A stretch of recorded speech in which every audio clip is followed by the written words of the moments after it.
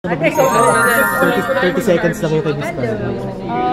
May tatlo lang question Later. for you and about Para makapag ano po first, medyo ano lang, for others, for the question. general slumbo question. Alam ko, sanay ka na, Ambala. veterana ka na. Define love. Love is agape, love is for your family, and love is God.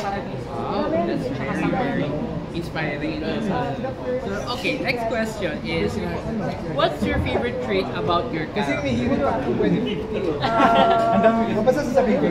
Very supportive. So,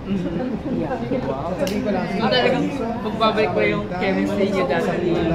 Actually, ako kasi di ba ikaw minsan critic ka sa sarili mo. Parang, meron talagang may dumaan. Hindi. Parang hindi ko nakita si Carly Martin. Which I am proud. So talagang kakaibang Carly Martin talagang lumalabas in every scene. And especially Pero syempre, yung gusto na. Gaya nila ako sa mga dahil sa actually, big plus din yun. Okay, and can you also share us your beauty secret? Yung beauty secret na talaga na yan. Noon pa lang po, talaga nag-lotion na ako and I don't sleep na may makeup. I really do take care of myself. I exercise as much as possible. Yung rice po, nakipag-iwalay na ako. Pero like for example, kung ganito na marami kong kailangan ng memorya at umandar ang utak, kailangan mo mag-cover. Doon lang. And yun nga, nakikita mo sa figure and sa skin yung beauty secret. That's me.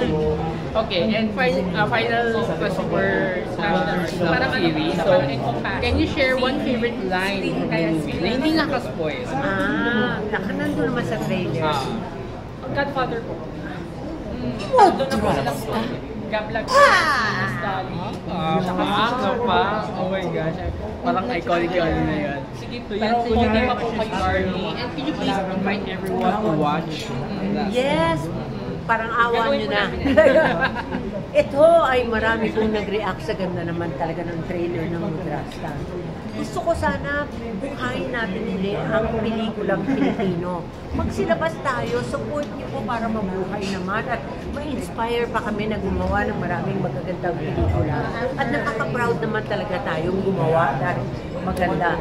Aside from that, pinapangako ko sa inyo na hindi po masasayang yung paglabas nyo sa bahay at magbayad sa sinihan. Ang ganda-ganda talaga ng pelikula. From the story to the acting, ay nako. Panalo. Winner. And yes, dahil lang si Miss Carly Martin, yun yung isa sa pinaka-reason kung bakit kayo manood. Siyempre kasama si Rom. Hindi. Siyempre kasi ang husay ni Roderick. And supporting ko ako sa aking DNP. Again, thank you very much, Miss Carly. And this has been again Slumbook Series. Thank you for watching. See you in the next video.